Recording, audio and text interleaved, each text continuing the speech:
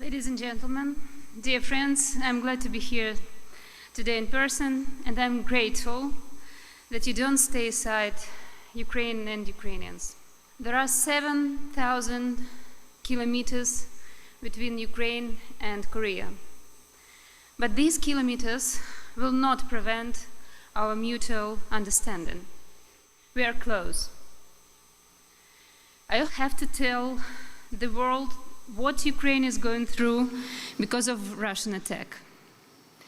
How children study in the bomb shelters. How people spend the night in the subway because of missile attacks. How no one knows where they wake up in their own bed in the morning or lie under the rubble of their house. To stop these horrors, we should explain to countries and people what it's like to see their hometown in ruins, what it's like to be frightened by loud noises because of a missile or a fighter jet.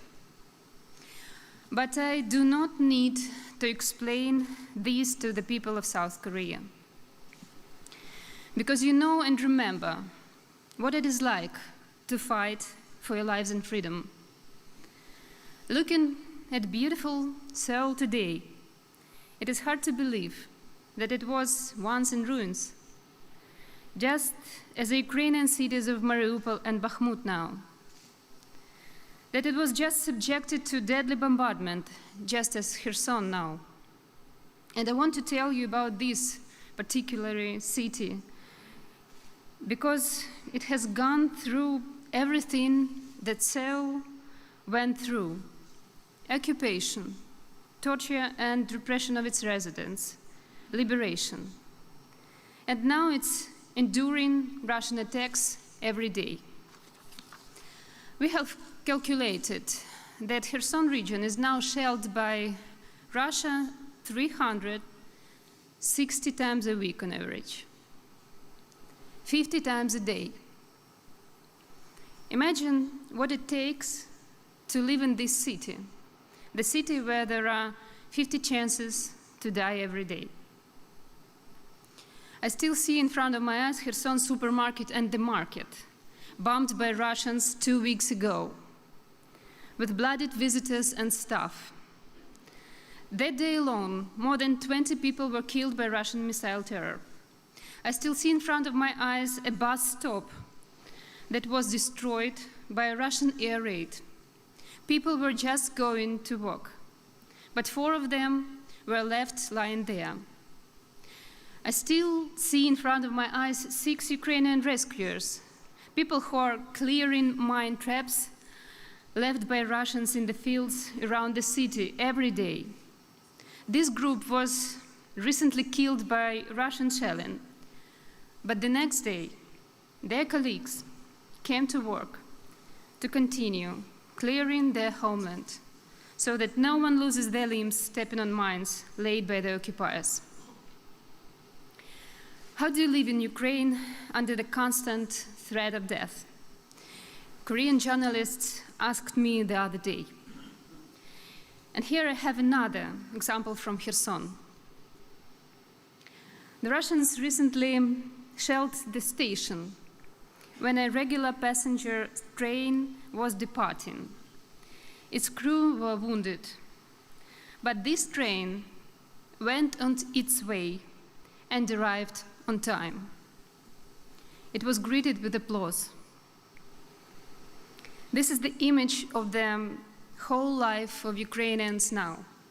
Every day, we risk being killed in our own homes, at our own workplaces, but we do our work. Like the train, we have to keep going. I have to say that we are grateful to Korean people for sharing our pain and for all your support. And we are grateful to President Yoon for his recent words that humanitarian aid alone may not be enough when civilians are being killed. This is a wise insight. When there is a criminal in your house who has come to kill your family, humanitarian aid alone will not save the residents. The first thing to do is to stop the murderer. In the case of Kherson, it could be air defense systems, technologically advanced and effective, like everything your country creates and produces. We also need to stop the murderer, Russia. That's why we say that we need victory, not an abstract ceasefire. Moreover, this is not only our grief, and a threat not only to us. This is a violation of international rules of coexistence. An attack of one country on another, disturbing precedent for everyone. And there is no longer some others worse in the modern world. A stone thrown creates ripples. If civilians are killed, it can happen anywhere. Therefore, those who are attacked have the right to defend themselves. They have the right to stop the violence. Today in Ukraine, not only the future fate of security in Europe is being decided, but also that of the entire world, the American, European, and Asian regions. Therefore, we have no right to be a victim for the sake of others. We must win so that no dictator can blackmail neighbors with nuclear weapons or impose his will on other states.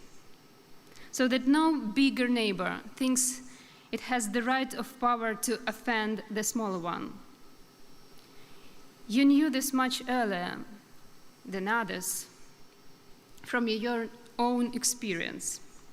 I thank Korea for this understanding. At the beginning of my speech, I was talking about Seoul. I dream of seeing Kherson like this as well, as all the destroyed cities in Ukraine, restored, strong, flourishing, full of life, which is not threatened by anything.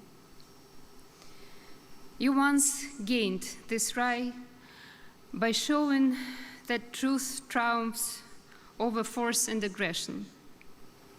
Your example is one of those that inspire us.